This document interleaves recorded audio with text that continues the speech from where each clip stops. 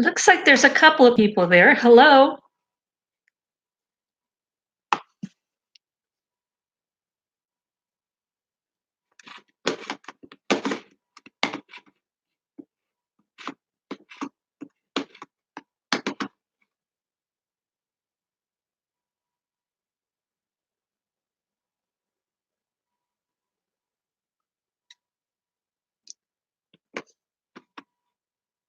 I- Is chat running? I can't tell.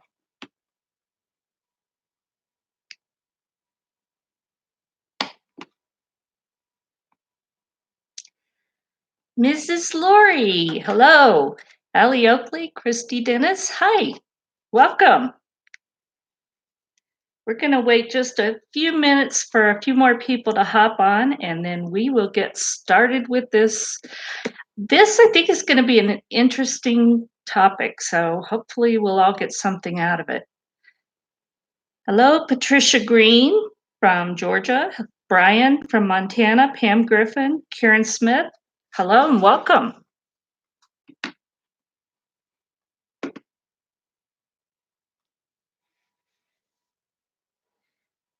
Wait just a little bit longer. Built on the Rock Homestead. Welcome. Those deconstructed cabbage rolls are so good. And tonight I have my Italian sausage and onions and potatoes in the oven. So once I get done with this, we'll have a wonderful supper, dinner, whatever you're going to call it. Hi, Katie. Welcome. Carol. Okay, let's just go ahead and get started, and hopefully people are going to come in and catch up. So this is another topic when you're talking preparedness. And I don't care if you're prepping for zombie apocalypse, wonderful. If you're prepping for emergencies, natural disasters, things like that, wonderful. Those are all good reasons. But being on a homestead, sometimes you just have things happen because let's face it, we do a lot of crazy stuff, hazardous stuff, and it's completely worthwhile or we wouldn't do it. But there's accidents happen and we need to be prepared for those things. And nobody's going to take care of that for us. So,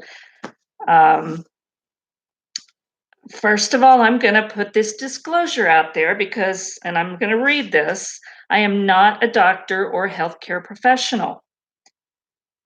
I'm not a practitioner. I'm putting forward ideas about what I stock and what I prepare for my homestead, and everyone's is going to be different, but I hope we can share and give people ideas of things that they can do that maybe will save them some heartache. And I know for us, it's an hour drive to the hospital, and it's almost that long for an ambulance to get here unless you call Life Flight, and it's just going to take a while. So that first period of time is critical. How do you stabilize the situation? So again, I'm putting this out there for ideas. This is what I do. I am not a professional, so just use this and do your own research. It's so important to do it for yourself and make informed decisions. So, Barbara, hi there, little Jordan. Wonderful. Welcome, everybody. So, yeah, this subject really hit home couple weeks ago because we're working on a big homestead project, and my sister has been over here helping me build a fence. and we live in clay and rock, so we're pounding T-posts into clay and rock, which can be challenging. Well, my sister's been working out, lifting weights, so she's she was just going at it, pounding the T-post. She got a little carried away, and she had a hat on, but she lifted that T-post pounder just a little too high, and she was up on a platform so she could reach it. And it started to come back, and it hit her in the head. That thing is heavy. Well, at first it looked like maybe she just bumped her head, but unfortunately, it hit her hard enough that once she took the hat off, the blood just, and we really thought it was going to be bad. Now, head wounds bleed. So, um, fortunately, I do have first aid, pretty extensive first aid um, supplies, because we needed to get her cleaned up and see how bad it was. We needed to know, did we have to get her to the hospital? And so, Christy, yes, she is fine. So, and we'll go into how I took care of it. But yes, head wounds bleed a lot. So it was not as bad as it at first looked. It just, but it did seem terrible at first. So this is why it's important, because we all do all kinds of projects and we have animals and there's always something, and people get hurt occasionally, and we need to be prepared to take care of those situations as they arise and make it quickly. So what I did for her, and it worked wonders. First of all, you have to clean it because you have to see how bad it really is. And again, with all that blood, you can't tell. So I have wound wash. Now, there's other ways to do it, but this is very convenient. So I keep some of this handy, and it's saline spray. It's sterile. So I grabbed that and kept rinsing until I could see how bad the wound was. Once I could see that, then I had to, I could see it was not as bad as we thought. And what I ended up doing, because it kept bleeding, and we did pressure and all that, but I had read this and I had tested it, but not on something like this. I got out cayenne powder, and you think, oh my gosh, that's gonna really hurt. Well, it stung a little at first, and my biggest concern is keeping it out of her eyes because it was right on the top of her front of her head. So I cleaned it really well, dried it, and put this cayenne pepper powder on it, and it stopped the bleeding almost immediately. So just something you might want to keep in your spice cabinet or your first aid kit, because it does stop the bleeding, or it did for us. And so that was uh, that was a really good thing to know. And it's something that a lot of us have in our spice cabinet, so let's take advantage of it. So, hope, love, and faith. Yay! I'm glad you're here. Awesome. Dan, pretty man. Wonderful. So, and that's our live. Hi there. Adele, yeah, I'm so happy you made it. This must be the middle of the night for you. I'm thinking. Phone is Little Jordan Farm. I hope it doesn't. Have you ever been taken any of the classes the Red Cross offers, or read the book Where There Is No Doctor? I have not taken the class. I do have the book Where There Is No Doctor and Where There Is No Dentist, I believe, is another one. And they were available for free online. So that's a really good resource, which brings me up to another subject because none of us, unless you're a healthcare professional, you're not going to know everything. And I sure don't. But I want books on hand. I want to be able to find information and have it here in print where I can look at it and see what it's like. And I have a lot. I've got books on herbs, which I completely believe in herbal remedies. I believe in homeopathy.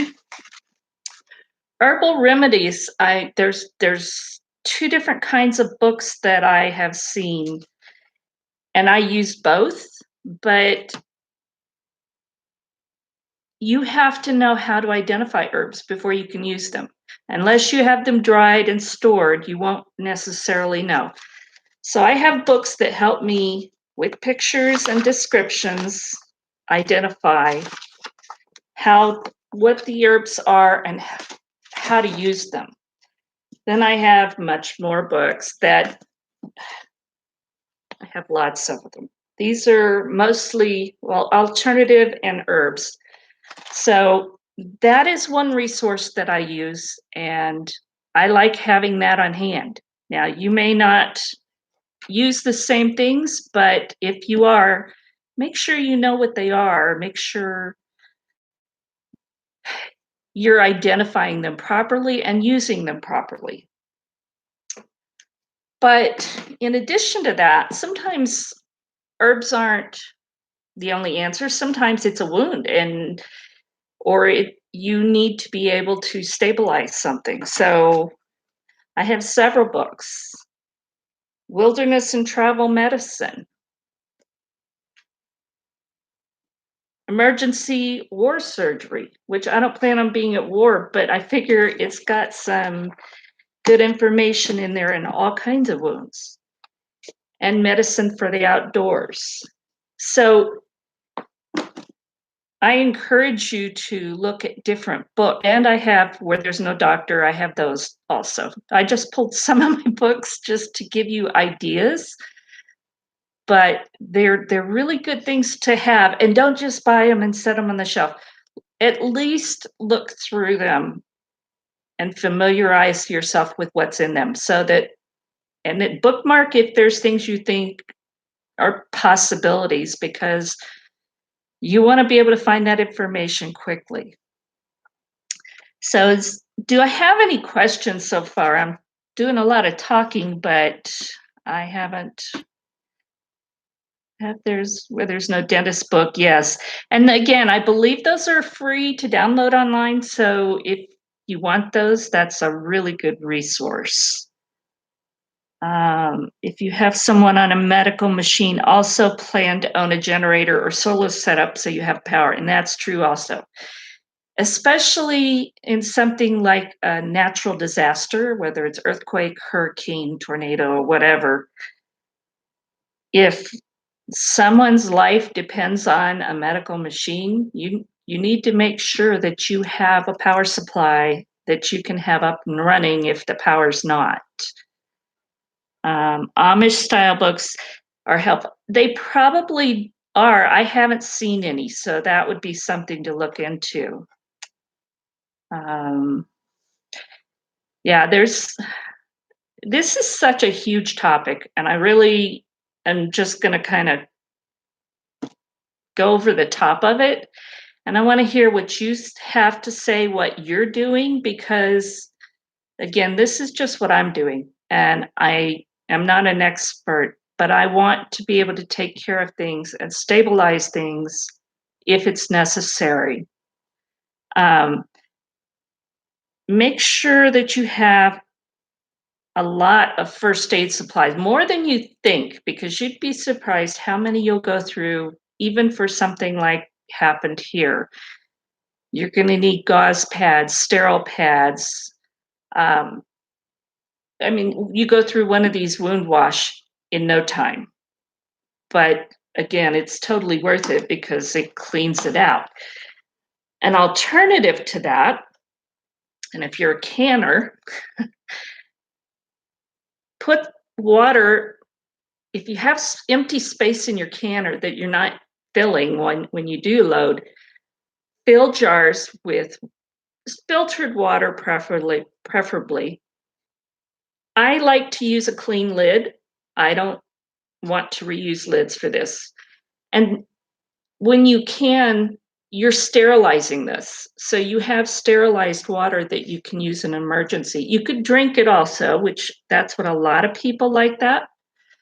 Um, but for me, this is more sterile water in case I need it for cleaning a wound or something like that. That's a great idea. Medical supplies in bulk at a medical supply house. I bought some off Amazon. I bought some other places online.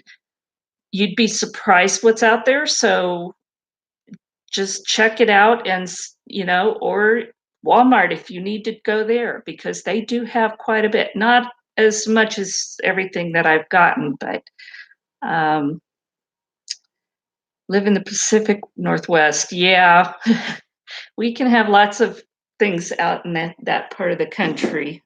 Earthquakes, fires.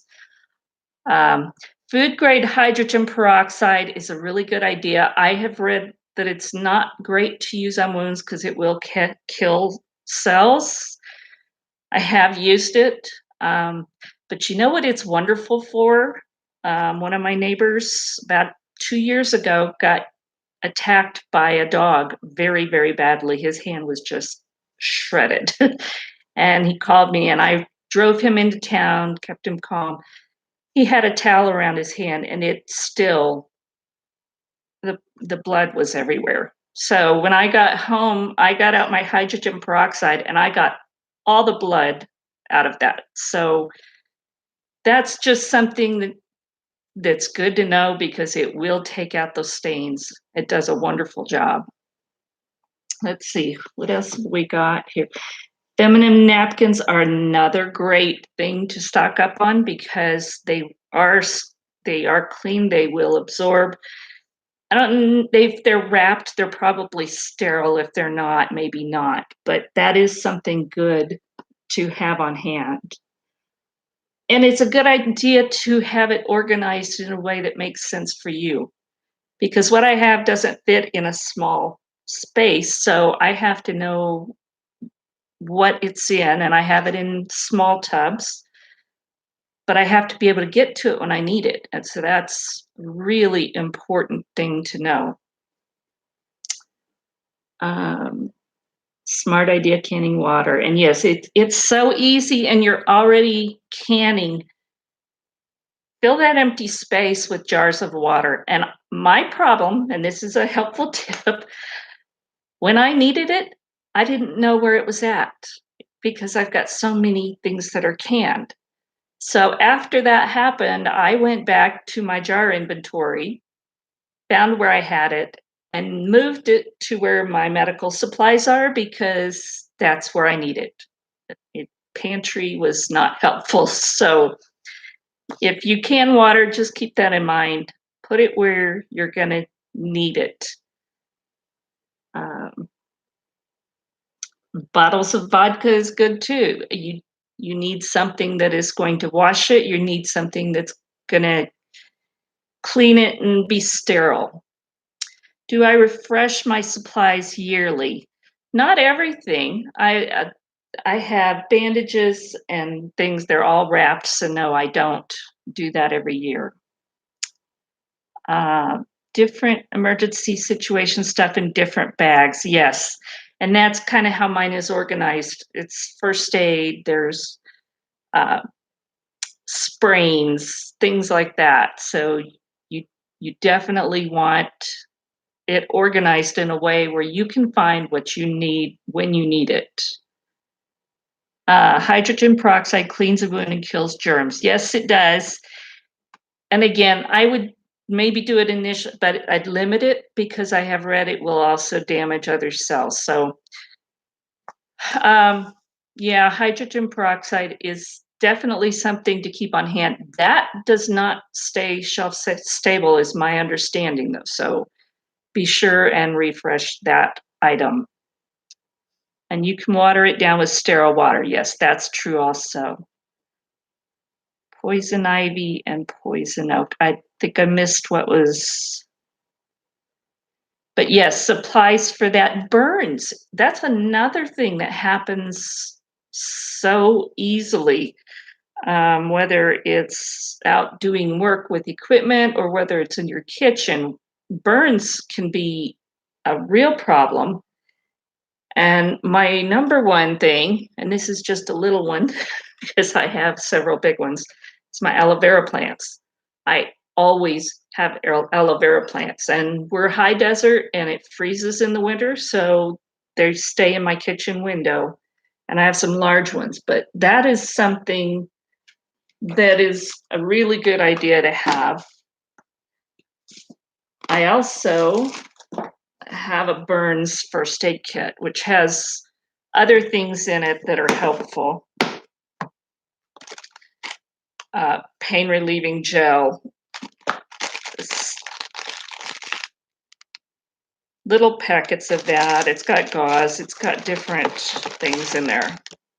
Sterile burn dressing, and that's important with really bad burns. So that's something to keep in mind too. Then I also, let's see what else I have here.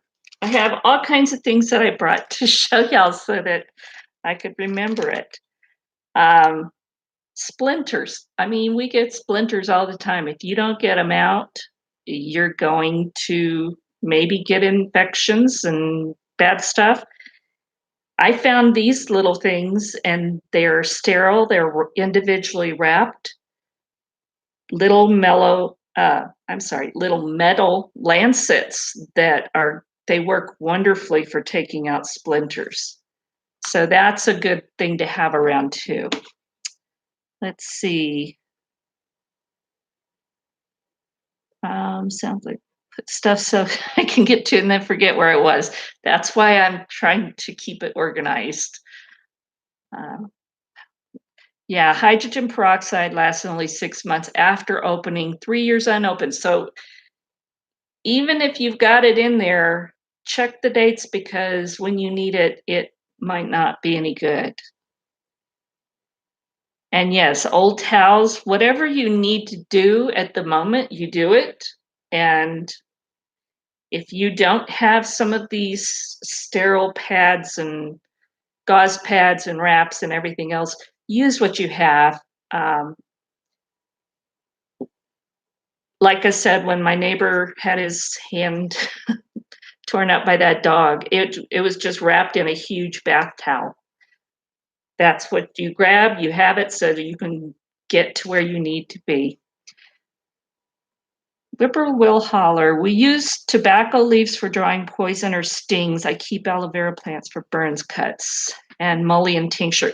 That's a really good thing too. And I didn't bring any out here, but I also have my comfrey salve, which is wonderful.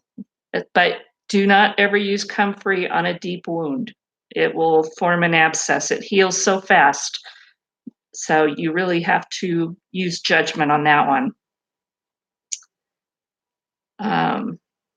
Yeah, using butter, I would be very careful on burns because you want to cool it off. Aloe vera is to me one of the best. Colloidal silver is another one, and they use silver dressings on bad burns also. So having colloidal silver helps wash it. It helps keep the bacteria down, and that's something I like to keep on hand. Katie, plantain, I wish it grew here. And if I've got seeds, I need to see if I can plant it because I've never found it here. White kids glue is good to remove some splinters. And that probably is. It's not something I would think of though. So again, get familiar with things and learn about them and use what you know if it works. Let's see.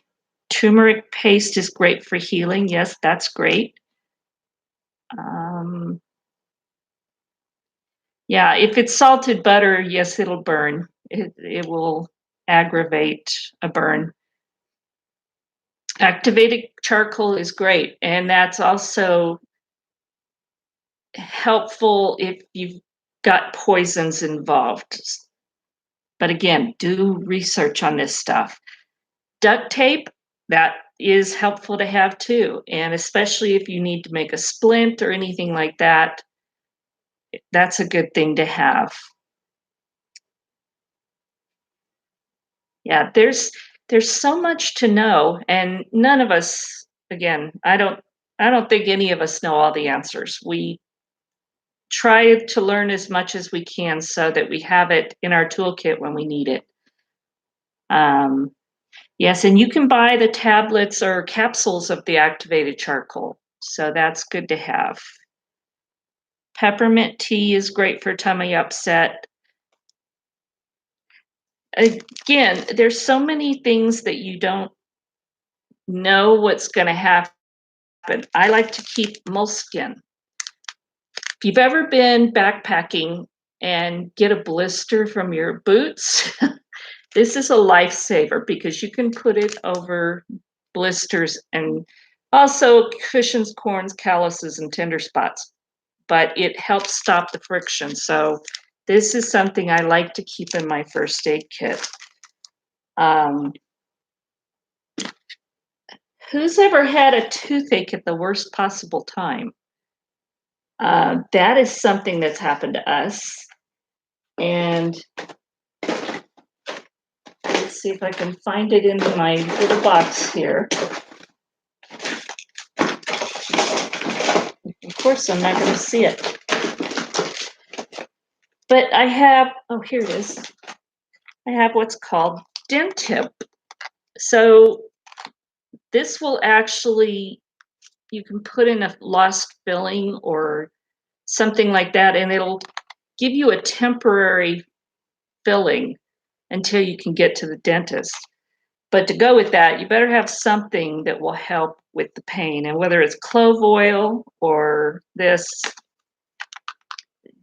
dental emergencies can be pretty painful. So let's see. Scissors is important. And I'm lucky because one of my neighbors used to manufacture these surgical scissors, and he gave us all some. So yeah, you need scissors, whether it's to cut away clothing, whether it's to cut bandages, whatever. Scissors are really important to have on hand. Epsom salts, absolutely. Those, and that's magnesium, and that's really good to have. Um, clove bud oil, yeah, and that's really great. And I also have that on hand. So who makes dent tip?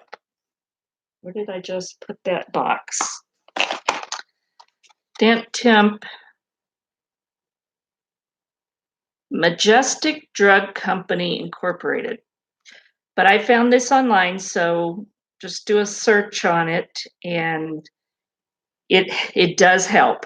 It's not a long-term solution, but it will help you till you can get to a dentist. So especially if you lose a filling or something like that. And you can eat on it also. Yeah, and it will help. Hydrogen peroxide will help with tooth pain as well. Again, that's something you need to have on hand, but make sure you keep it up to date. Super glue works great, and my dad used to build model gliders, and he designed them and built them, and he would cut, and he was also a mechanic and a tool and die maker, and he would cut himself or do something, and he'd grab his super glue that he built his toy airplanes with, and it worked great. And chemotherapy, look into some of the natural, like my body butter without adding essential oils into it, but make some of those natural oils. They are very soothing, very moisturizing, and if they're splitting, that may help.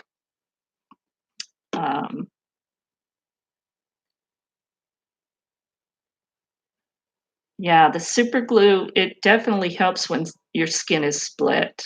New skin works too, but boy, that stuff stings.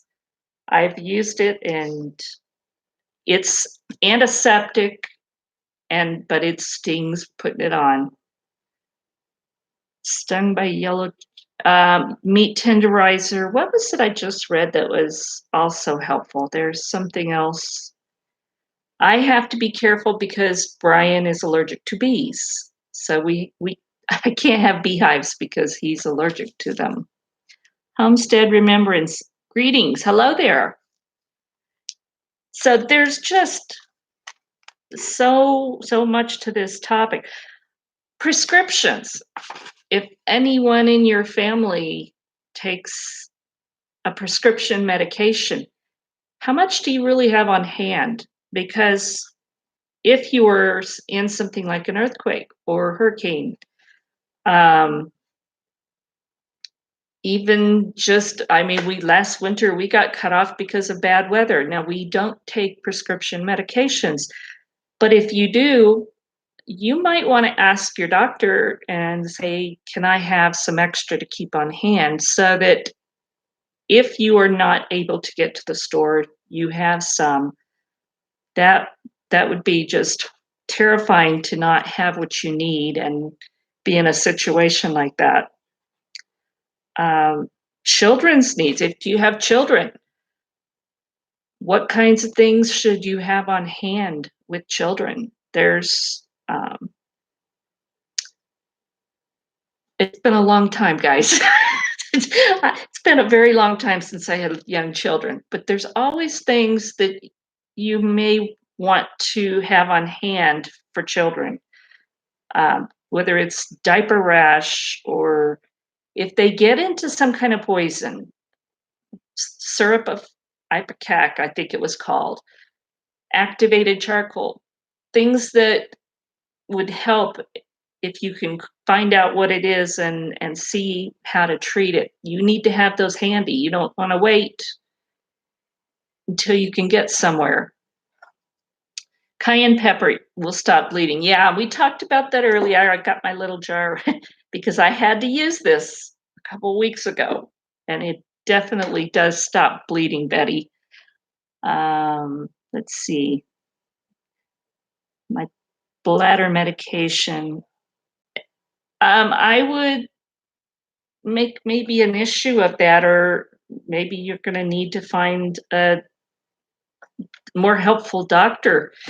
That if you're in a situation like us, if you're in a place where you can't get help quickly, especially if there's extreme weather, if there's some kind of natural disaster, what happens if you're running low? They're not going to bring it to you. And let's see, Pedialyte, that's good to have. Fever reducers, of course. I like to keep aspirin on hand, even though we don't really use it. It has its place. Ibuprofen, and again, very limited because these are tough on your liver. Um,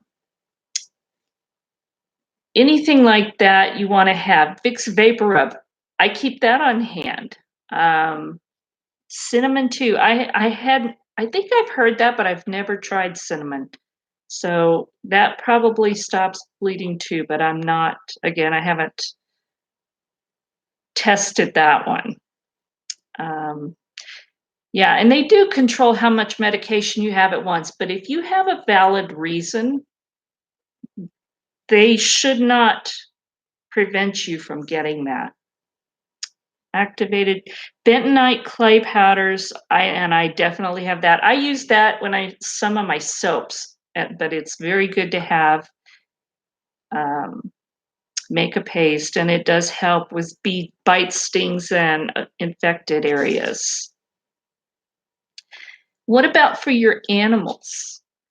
Um, a lot of us have animals on our homestead, and we are responsible for their care. Now, we can't do everything, but it's good to keep them in mind when you are building this emergency first aid kit. What kinds of things might you need for your animals? You want to keep a supply of food, that's a given, and you need your water. But uh, do you need worming medications?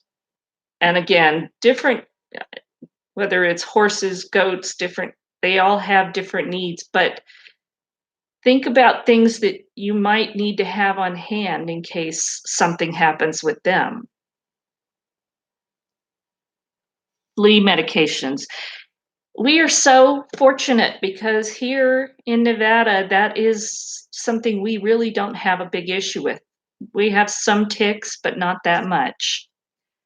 Um, yeah, emergency CERT teams probably can give you information. I know here you can take the training, but for me, it's just not practical because of where I live.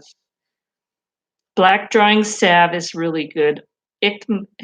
I never could say that. Ictamol. We always called it ichty oil when I was a kid, but my mom would grab that stuff and use it, and it does draw out. It helps with splinters and things like that.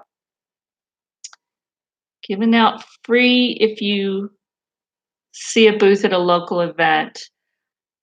I haven't seen it at any that I've been to, but I might give them a call and see if they have information. Let's see. Little Music Man has a headache, so to give him a homeopathic remedy. And yeah, those things work. One of the things that we keep on hand year round is called oscillococcinum. And it's little tubes, little vials with pellets in them. And it's homeopathy. Anytime we even think we've been exposed to the flu or a bug, we start taking that immediately. Or if we know we're going to be around it, we take it. And it's amazing how many times we've been in situations where everybody around us is getting sick and we either don't get it or we get it very mild case. So I definitely believe in homeopathy. Let's see. Yes, love that stuff. What? Um, I guess you're asking what I was just talking about. It's called oscillococcinum, and I didn't bring any out here. Oscillococcinum, I think. And we can find it at Walmart and the other pharmacies in the area. It's a white box with orange and yellow markings, and it's in the flu and cold section. So if you're interested, check it out. But I keep that stuff.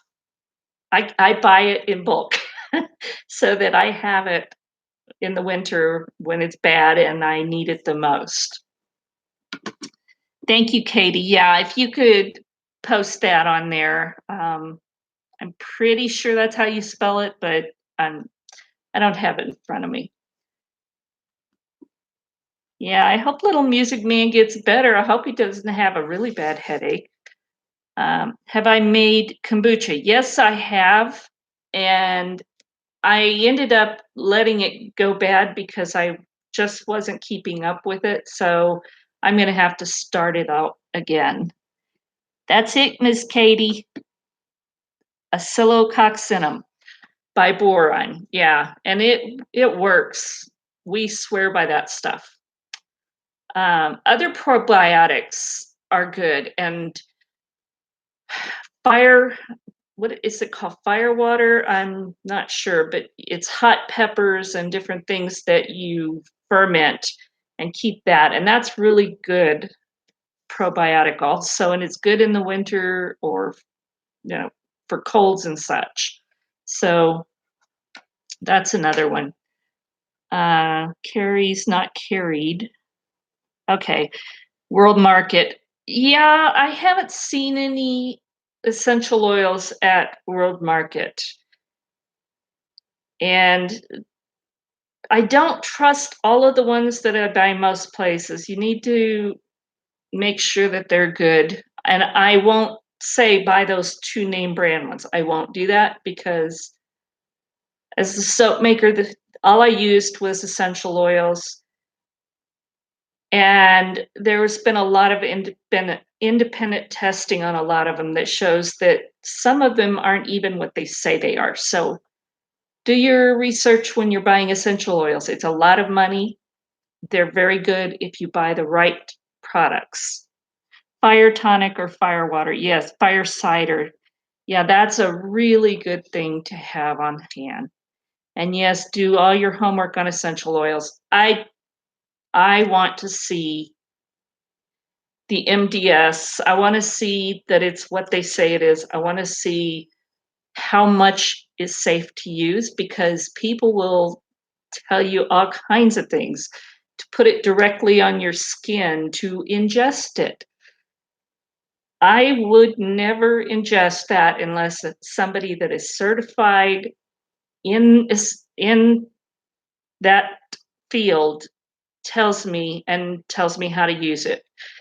Essential oils are so concentrated. Some of those, if you ingest them, you drink them or whatever, you're putting in so much of that plant material, it can actually harm you. I won't do that. I also won't put it directly on my skin, unless I will put lavender, but I know I'm okay with lavender. Sometimes I'll use tea tree, but usually everything is going to be in a carrier oil. Do not use any citrus oils if you're going to be outside, or you're going to get burnt because it's photosensitive. It will actually burn your skin. So those are things you need to know if you're using essential oils. Do some research on them. They're very powerful. Zinc is another good thing to have. I also have zinc oxide prepared, and I also have zinc oxide powder that I can use. Um, CBD, I've heard a lot about it. I don't have experience with it, so that's one of those things. If you choose to do it, do your research and find out, and make sure that the one you're buying or making is safe. Make our own cough syrup and elderberry throat drops. I usually make the elderberry syrup, and we do take that. I also, for colds or anything like that, I love to make ginger and lemon tea. Just slice pieces of ginger, throw some slices of lemon in water and boil it, and then add raw honey after you scoop it out, because you don't want to kill the raw honey. So that's a really good thing to know if you've got colds and flu. It really helps, especially with a bad throat. No, do not take by mouth. I would never do that with essential oils. It's just, to me, it's not safe. Um, let's see. Anyone know if you can grow elderberry in southern Idaho? You're not that far from us. I am trying to grow it. So far, it hasn't done much. They say it will grow here, and your climate is probably similar. So I don't know, but I'm working on trying to grow elderberry. Cut oils. Yeah, you need a good carrier oil. You need um, almond oil, olive oil, something like that to use with your essential oils. Let's see, what are your thoughts on colloidal silver? I do use colloidal silver all the time. It is antibacterial, and taking it internally, do your research. Do I believe that taking any of it is going to turn you blue? No. I've read up all about the man that they call the blue man. Um, and he thought a little colloidal silver was great, so he took a lot for a long time. And it did build up in his tissues. It doesn't go away, so you get a blue tinge from the silver. So I do think colloidal silver is something you should have in your toolbox. We keep it on hand. It is another thing that I want to have here. And it's great for cleaning things, cleaning surfaces or something. It's antibacterial and it won't hurt the surface, but it will kill the bacteria. Let's see, remembrance. Um, yeah, I always keep the colloidal silver on hand. We have a good colloidal silver generator and we make our own, but I do buy some too for different purposes. Let's see, herbs on Amazon. And I do buy a lot of dried herbs because I can't always get things to grow. And if you've watched my channel, you've seen my challenges with growing things here. Critters, whether they are insects or four-legged ones. In the desert, there's not a whole lot of green, so they will eat anything. And every year I fight it. So I do buy a lot of my herbs online, and I like, I think it's New Frontier or Frontier, and I like Mountain Rose herbs. Are the two that I mostly buy from. And my elderberries, that's usually where I buy them, is one of those two brands because I trust them. Don't forget to, yes, please hit the thumbs up. That helps me out a lot. Let's see. I have two sons in Boise. How far away are you? We're probably 10-hour drive. It's a little ways. It's a pretty area up there. Arginine poisoning, I think is how, yeah, and that it's the blue man syndrome, they call it. And honestly, I read, and that guy just, he was taking massive amounts of colloidal silver, thinking it was going to be great. So none of anything like this is it's a medicine. You never just assume you can take more because that'd be better. Whether it's a prescription medication or it's a natural medication, use judgment, use guidelines, use caution, because anything can hurt you in excess. We take it internally. A friend of ours makes it, and you can. Haven't turned blue yet. Thank you, Miss Katie. I'm really glad of that. I have taken it internally. I just wouldn't do it all the time. It's mostly it will help fight an infection, and it is one thing that I have read will kill MRSA, the superbug. And doctors will say no, but there has been testing, and you can do your research on that. But there has been testing that shows that it kills MRSA because the antibiotics, it's become resistant. So skillet cornbread is good for everything. It sure is. It absolutely is. What planting zone is it? Because I have two boys. I'd have to go look it up. But we are at 5,200 feet elevation, and we are up against, well, not up against, but fairly close to the Sierras. So we can have some really extreme weather come through here. And we've had -14, and we've had 100 and probably 105 to 110 at the most. Hi, Vickie from Texas. Hi, Beth. Are there any homeopathy books you would recommend? I don't have one, but you know what? Miss Katie at Heritage Ways, I think she has information on that. So she's on there. And Katie, if you can give Beth Breck some information, that's one of the things that I want to get more informed on and get supplies on, because I don't have any supplies of that here. Let's see.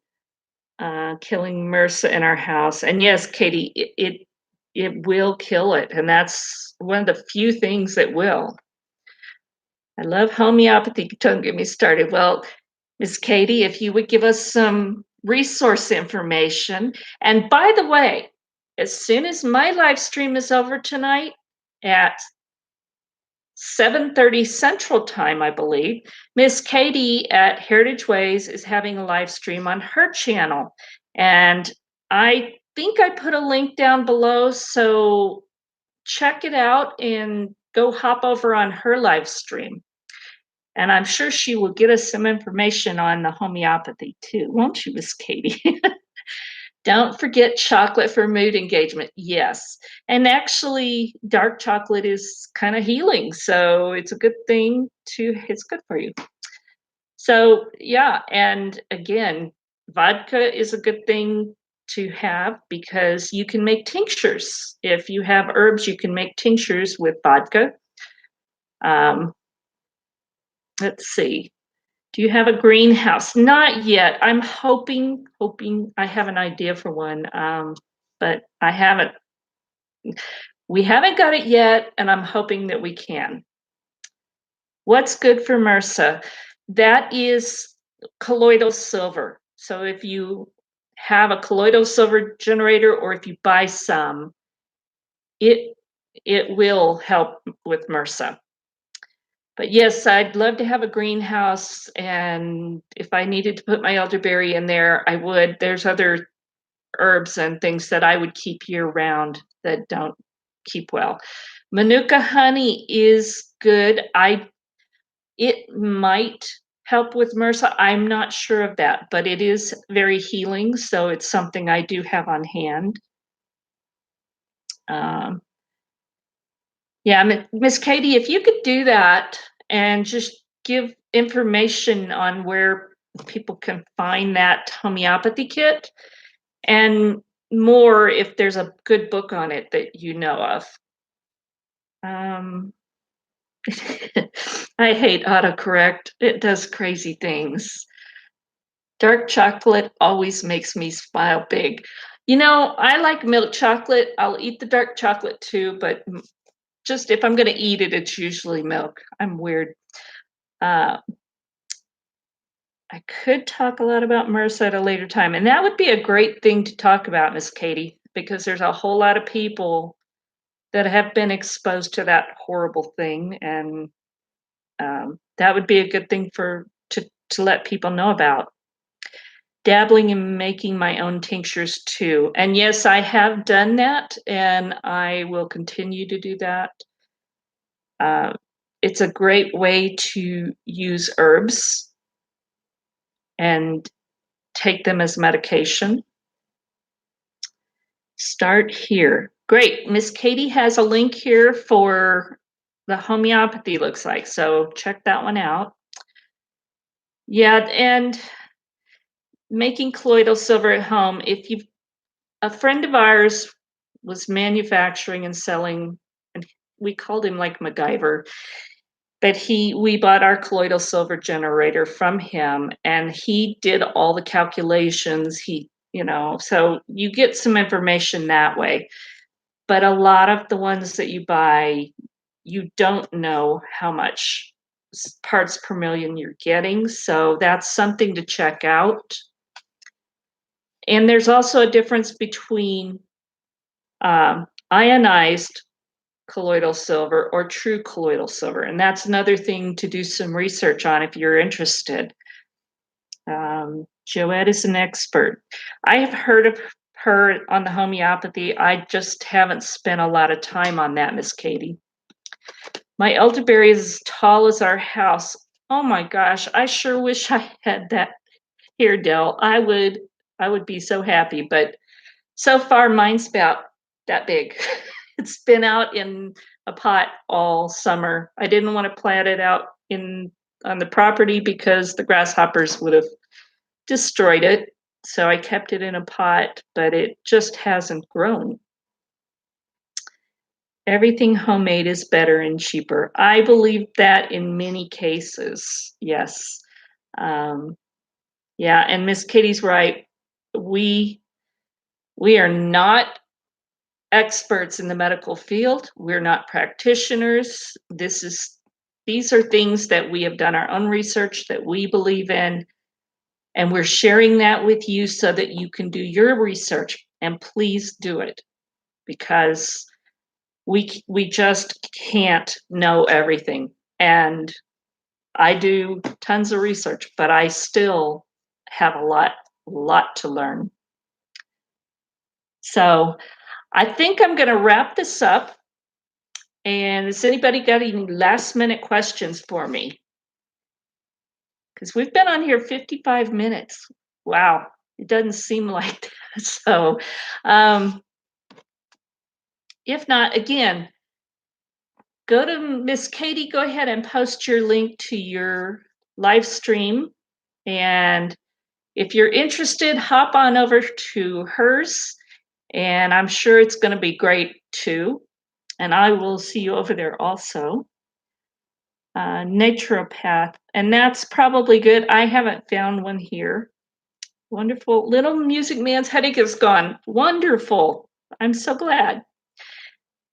Katie, thank you for being here and for being my moderator. And you also, Mrs. Lori, for helping out. Thank you, everyone, for coming by. And I hope that you got something new out of this or something to think about. And again, let's just always help each other, always share information so that we can all learn more and live better. So bye, Dale. Thank you from way down under. Thank you, everyone, and God bless. And we'll talk again soon.